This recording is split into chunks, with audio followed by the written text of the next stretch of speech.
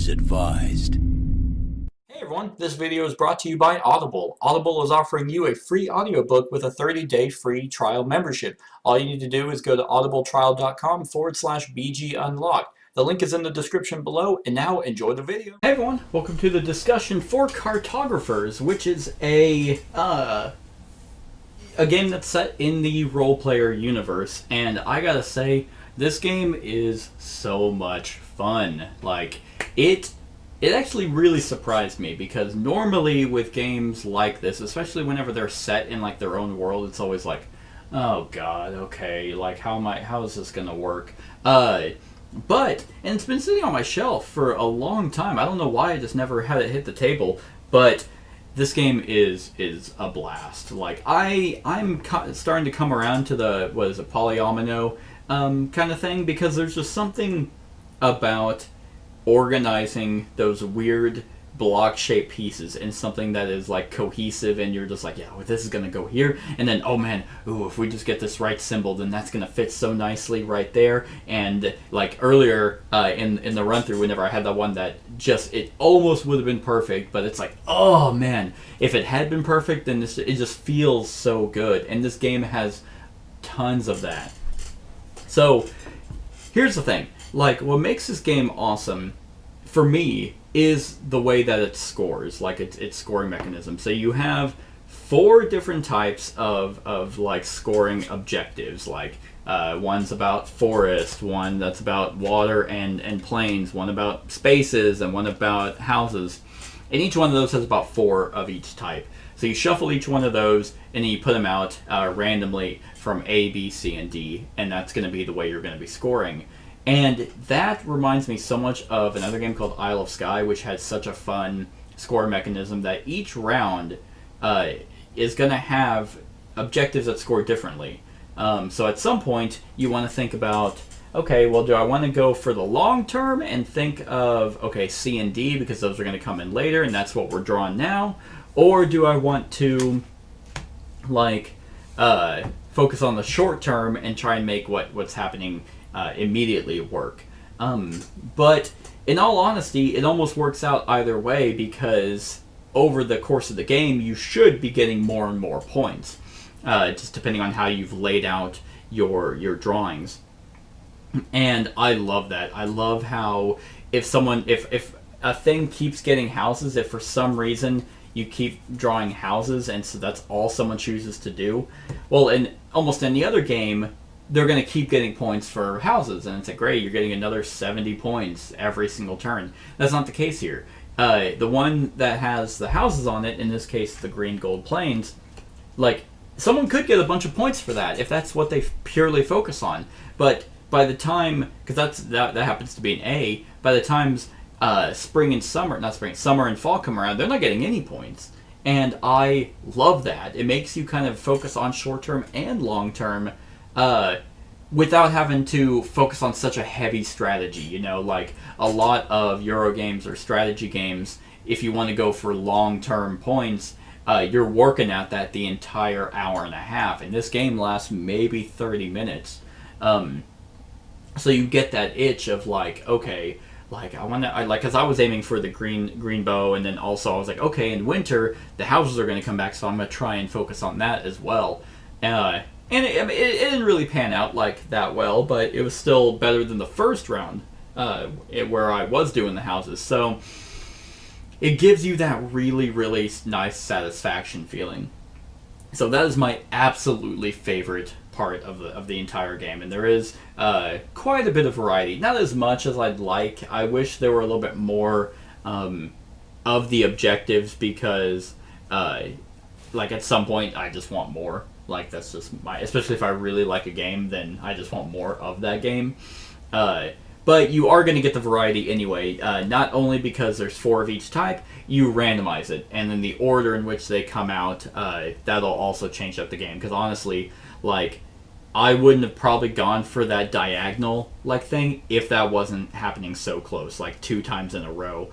Whereas A and B, then B and C, it's like, okay. Like, if that was in D, I probably would have been like, oh, okay, we'll just see what happens, but then I would have focused a little bit more on some other stuff. Plus, you get the variety of the cards that are coming out, and there's not that many in here. Like in the entire deck, you have, oh man, how many? 1, 2, 3, 4, 5, 6, 7, 8, 9, 10, 11, 12. You have 13 cards that come in the draw deck, and that's surprising at how few there are. But I think it's because, one, it's a short game. Two, this gives it that streamlined feeling. If this was too bloated, then you probably wouldn't be able to focus on the objectives as efficiently as you would like. So I do enjoy the small deck, and I like how there's some variance in here. One, the artwork is beautiful. Like, in all of these cards, they're just vibrant and really gorgeous to look at. And all you're really looking at is kind of the terrain symbol and then the actual shape symbol. But man, if you take the time to look at the art, it's gorgeous. But they have like the ruins on here, and then the rift lands, which is just like that. Oh, thank God! Like, I got it at the very end of the first round, and I was like, I just need that rift land card. I just need it to show up, and boom! Okay, awesome. I only had one empty space here. And then the ruins cards are like, okay, this gets drawn, and then the next card drawn, you have to cover a ruin if possible. And you're like, oh, I've covered all the ones that will benefit me. Crap! How can I make this work? So it does add a little bit of thinking to your process here. One thing I also like is it gives you options for different shapes. It's like, hey, you can go for this really big one that's going to cover a lot of territory, or you can go for the smaller one but get a coin, because those coins are going to be consistent points throughout the game as well. So you kind of always want to do that while also trying to surround the mountains to get the coin. This is just, it's so good. Now, as for a solo game, it's also fantastic. Like, I've played this as a multiplayer game and as a solo game, and it is phenomenal both ways. One, let's talk about the multiplayer game. The only difference in that are these raids.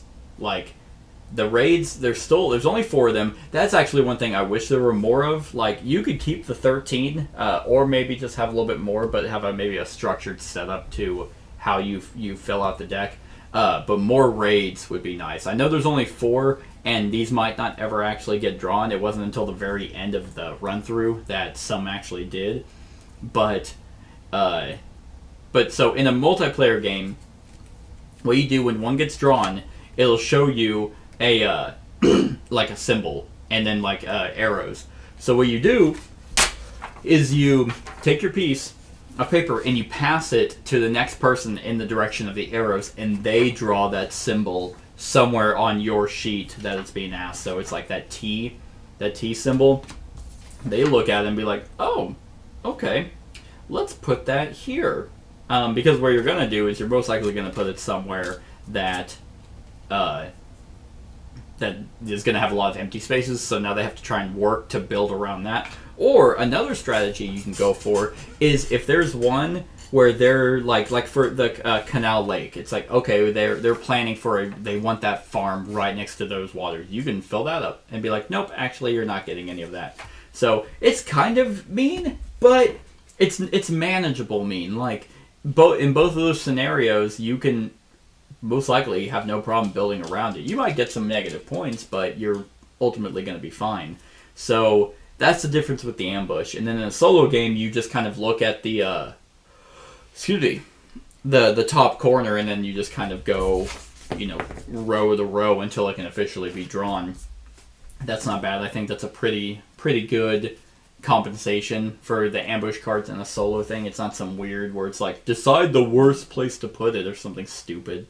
One thing I also like about the game is that each round gets shorter, potentially shorter and shorter, like depending on the cards you draw. My winter really only lasted 3 cards, but it could have easily gone 1, 2, 3, 4. It could have gone 5, 6 potentially if you get the Riftlands. Because you can just draw all those 1s and then get like 1, 2, or get the 0 in the Riftlands and then get a 2. Then that would be your 6, and it's like, man. Or like it could be 3. I like that because it kind of puts the pressure on. And ultimately, by the time winter's coming around, you should have most of your thing completely filled up anyway. I had a lot of spaces filled on my sheet. So I really like this as a multiplayer game. I really like it as a solo game. So what negatives do I have for the game? Not much. Not really any, honestly, because the only complaint that I have, and it's a complaint I also had with the Imperial Settlers roll and write, is that I wish that the sheets were different. Like, and they are. They're front and back. They have this one, but then they also have another one with this huge, like, gorge in the middle that you can't fill up either. I just wish that there was more of a variety. They give you so many sheets here that it's like, I mean, because they had that in Imperial Settlers, like in a solo game. Like the solo game, you had the different sheets, but in the multiplayer, everyone used the same one. And either I wish they did that here, where the solo game had like a different, sheet pad for the variety, or just in general. Because I think that gives it a different bit of a challenge. I get where they're coming from. It's not even that big of a complaint, because the strategy that people are going to go for are going to be different in where they're going to draw on their cartographer sheet here. But I do like the idea of being able to draw one and be like, oh, okay, my mountains are over here, so how can I make that work? I don't know. Maybe there's a reason they didn't do that, but Now, I have played this multiple times at this point, and I have not once gotten bored with this, so that's why it's a very, very minor complaint. If not even really a complaint, that seems too strong of a word. Just because of the variety of the things here, the symbols that are coming out, is going to cause you to play differently. So, that's really all I have, in all honesty. I cannot think of any other issues with this game. It's so much fun. It's such a fantastic filler game. And I honestly really like the way that the scoring system works in the solo game, because you add up your points and then you subtract them. You subtract the reputation points off the bottom of these from your score, and whatever's left over is your final thing. It probably doesn't help that I got Legendary Cartographer because I'm awesome. But even then, I only got that by 11 points. So if those ambush cards had come out any earlier, then that could have potentially screwed me over too, because everything just happened to be going really well for me.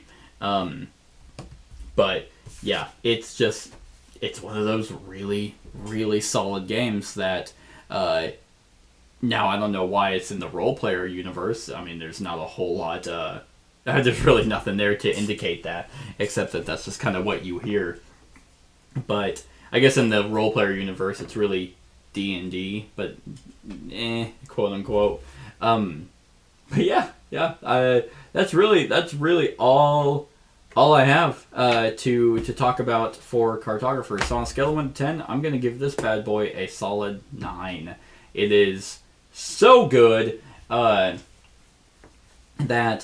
I'd be more inclined to play, this game has made me want to try other, I don't play a whole lot of polyomino games. I don't do a whole lot of the physically write down stuff, but if there's other games out there that are just as good as this one, then I definitely want to give them a shot. But yeah, I think a 9 out of 10 is a really good score for this.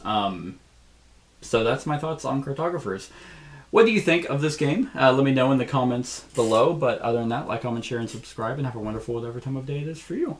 Hey everyone, thank you for watching, and I really hope that you enjoyed the video. If you would like to see more of my content, go ahead and click that subscribe button and the bell to be notified whenever I upload any new content. If you feel like supporting the channel, you can go ahead and click that Patreon link to be taken to my Patreon, and any help is truly appreciated. Other than that, stick around for any other run-throughs or reviews or cool top 10s or whatever I feel like putting on. Other than that, like, comment, share, and subscribe, and have a wonderful whatever time of day it is for you.